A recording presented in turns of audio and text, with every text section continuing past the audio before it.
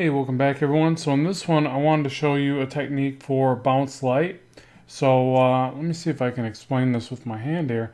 So like bounce light is whenever you get that little bit of radiant light to another side of a surface. In this case, my skin is pretty reflective, right?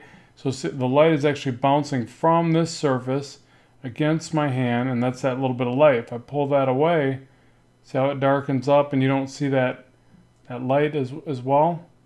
So it's good to think about how many things are actually shooting and bouncing light all over the place, and then you can incorporate that into your art, and it looks pretty cool for comic illustration or whatever. I like this effect. I kind of probably overuse it honestly, but as I tend to do with a lot of effects that I like, I tend to overuse them. But what I'll do is I'll just draw something. Let's get centered on the page here. I'll just draw like a leg. It could be anything. You don't have to use a leg. You could draw whatever you want. But I will use a leg. All I realistically want is some shapes here that are discernible and that we can implement this effect upon. So I'm going to say this is roughly where the knee is.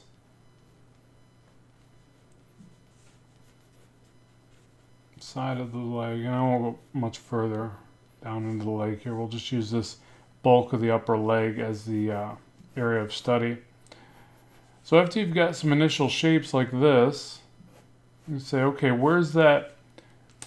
I believe it's called the core shadow, but don't quote me on that part. But essentially the part where the shadow is now, I kind of look at it like this. The shadow is basically being pushed and fighting back and forth from the two light sources. So you have a more predominant light source, which is, we're going to say, is from this side. And then you have the bounce light, which will be from this side. Okay, so what happens there is you have to pick a more dominant one. And we'll say, in this case, it's this one on the upper right. And I'm just going to draw in a loose interpretation or loose kind of idea of where that bulk of that shadow would be. I'm also going to use this as an opportunity to separate this particular leg muscle. This inside leg muscle is called the vastus medialis. Well, I'm going to bounce the light against that, but then I'll pick back up on the shadow a little bit below it.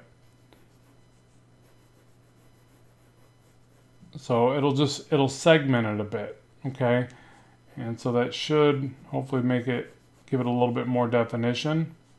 You could do that with each muscle.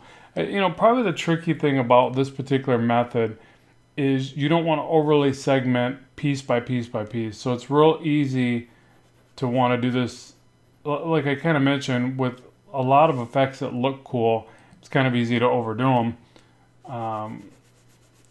Whiteout comes to mind. Like when you're using whiteout for highlights, it's like real easy to like overdo it. So it's easy to overdo highlights in general, or glow effects. Glow effects are a good example. So when you start using the glow brushes inside of a software, it's like, you just want to start putting it everywhere because it's such a powerful effect. But because of that, it has to be utilized sparingly. So I would say this is a similar kind of concept. Again, it's easy to want to grab each one of these muscle groups and overly segment it. And although there's probably a time and a place for that, it can really become distracting. So here's our, essentially the starting point. And then what I'll do is I'll shadow from this point down like this, like this. I'm just throwing it in real quick to give you an idea how we're going to do this. And that's about it. So essentially what I'm trying to think about is this entirety of the leg as one big form, one big volume, but then also we're going to segment a little bit because it's anatomy, right? It's, you want to show some of that definition of the muscle, but you don't want to overdo it where it's like, I don't know, a bunch of cut out pieces kind of stacked on top of each other. You want to get away from that a little bit, I guess, but all right, so now we'll soft erase this, and it's a bit messy right now, but we'll make some sense of it now. Just take this kneaded Prismacolor kneaded eraser. By the way, I'm working on Strathmore 200 series Bristol board smooth. As I do in all these videos, I'll make sure to link the art supplies in the description box below for those of you that are looking to use the same stuff. But yeah, it's HB lead on Bristol board, which can be a messy lead to use. I kind of bounce back and forth. You know, sometimes I'll use 2H lead, especially if I'm doing a more intense rendering. I'll usually start with 2H lead and then go back and render in HB to keep it a little less messy. I think I might start switching to a glove as well. I've seen artists do that, and I'm thinking that maybe why they're doing that, like just to keep the lead off the back of their hand from building up, or use a piece of paper as a, you know, another way to do that. Okay, so I'm going to grab these areas. I'm going to sculpt these shadows a little bit, try to figure out exactly where I want to place them. Like this. I try to mess around with some angles as I do this as well for the shadows, versus just doing this, you know, oval kind of repetitive oval thing. It looks a bit silly. So just playing around with some of these shapes here.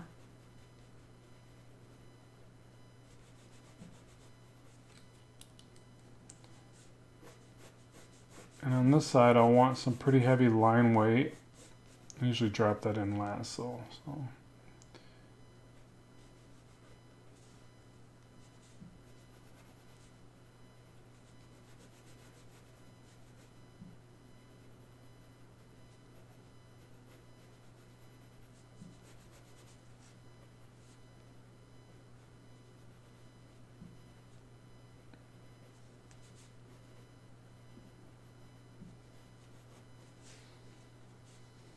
I think that should be good. I don't know if I really want this divide right here. This feels a bit distracting, but it is kind of there. Like you get this, I don't know if it's a tendon or what, but it kind of comes up like that. And so I feel like it needs that right there. So I'm going to leave it. And we could probably even shadow down into here a little bit more heavily.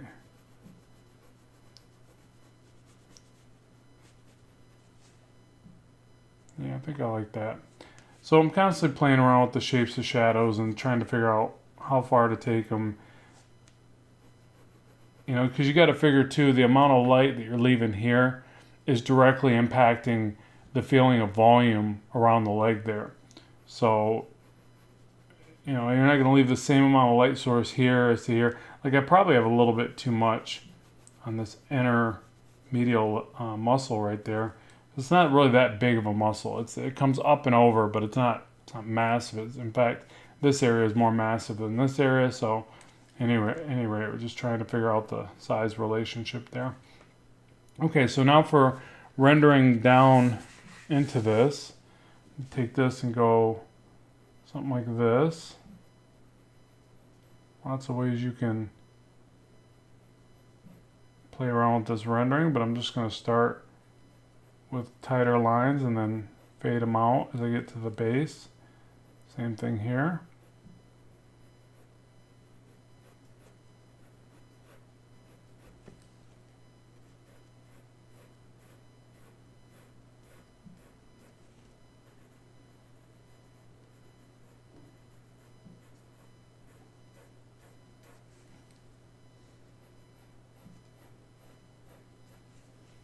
Something like that. And you could cross hatch into it as well. I don't know if it needs it, but we'll see. I usually just keep adding to this as I go.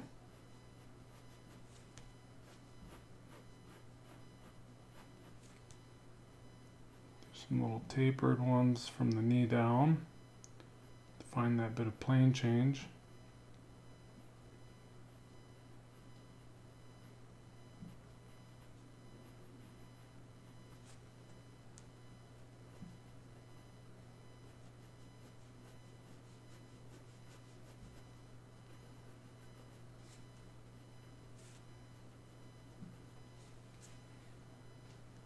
Okay, and then from this side, just to keep it simple, I'm just going to render up.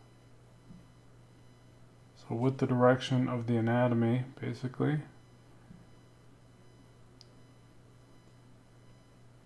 For the most part. And just kind of taper some lines in there. So I guess a good thing to explain here would be if you're going for a more abrupt round over to the anatomy in this case, but really whatever it is, then your tapered lines are going to be smaller in succession, you know, the curvature. So for instance, as I come over to this muscle group, the lines could stand to be a lot taller compared to over here. Okay, so you're kind of envisioning, or at least my interpretation of it, is you're envisioning that amount of round over that would occur. And you can play around with this as well. Like, it's obviously lots of variation. Look at different artists, you'll see them do it all sorts of different ways.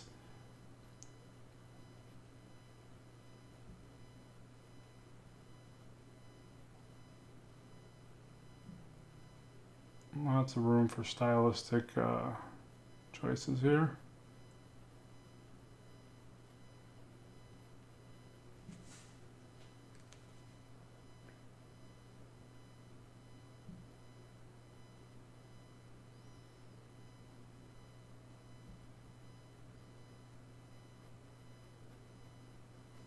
Sorry, I know my hand's probably blocking it.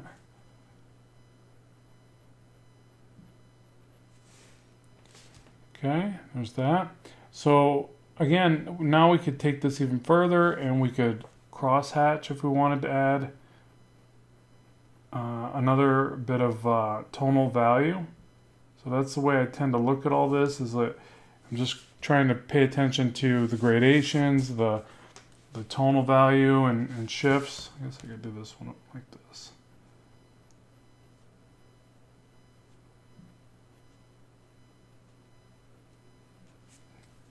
And probably even cross hatch this way.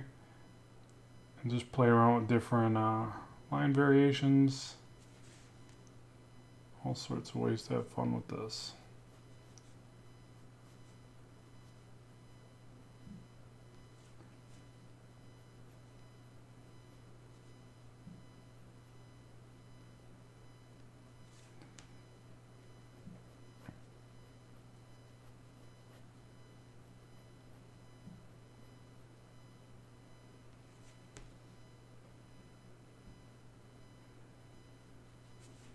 And on it goes. Just keep rendering to your heart's content. And another thing, just to kind of finish it off, since we're already here, is that these little wrinkles that you can drop in do a lot for it as well. So whenever you're trying to take this a little bit further, you can add in these wrinkles.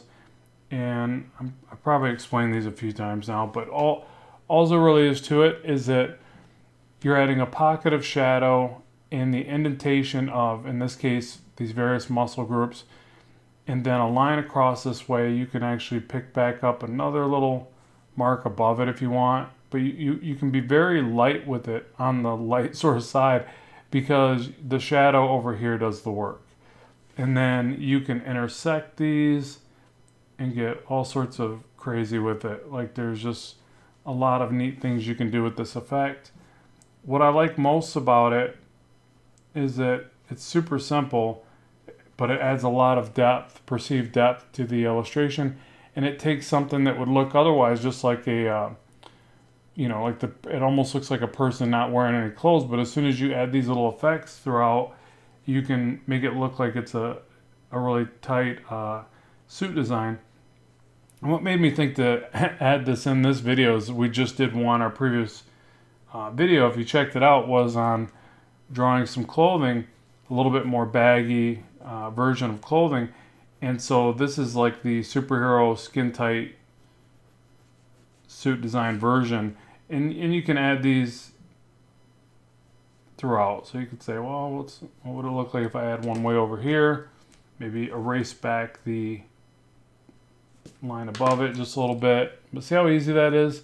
You can also bring that wrinkle to the very edge and change the perimeter, which I usually don't do that for really tight suit designs. And then you could come down here into this part of the leg and you could really add some zigzag folds back and forth, since it's like that pinch point beside the knee. And here you could probably change the perimeter lines a little bit. Perimeter shape. So when I say perimeter, I mean the outside of the leg here. Hopefully you get what I'm saying. But since I added all this rendering in, I'll have to go back in and be a little bit careful about where I erase the lines back. But it's not too hard to do. Just, again, think about the light source side.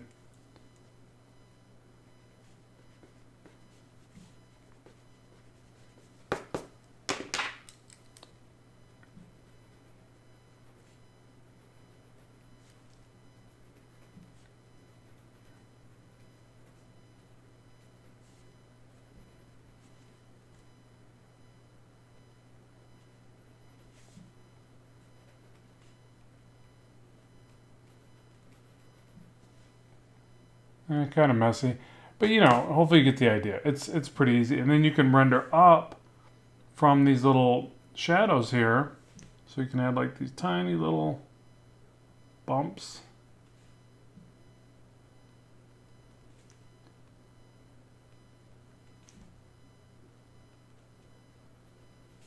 See those? Hopefully you can see those.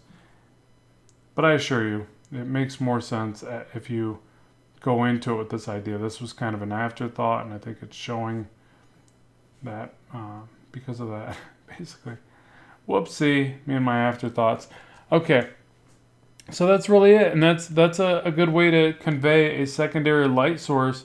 So practice this with all sorts of areas in your work. See what you come up with. Experiment with the ways that you render.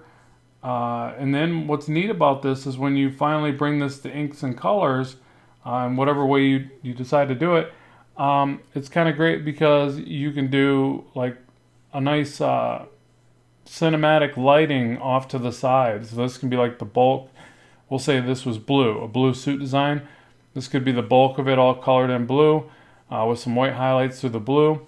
But then on this side, you could add like a cool orange fade or red, and you get that blue-red cinematic kind of thing going on. Mood lighting, I don't know what it's called, but it looks kind of neat. But that's really it. So hopefully this video has been informative for you. I'd love to know what you think, as well as what you'd like to see in the future. Good luck with the art, and bye for now.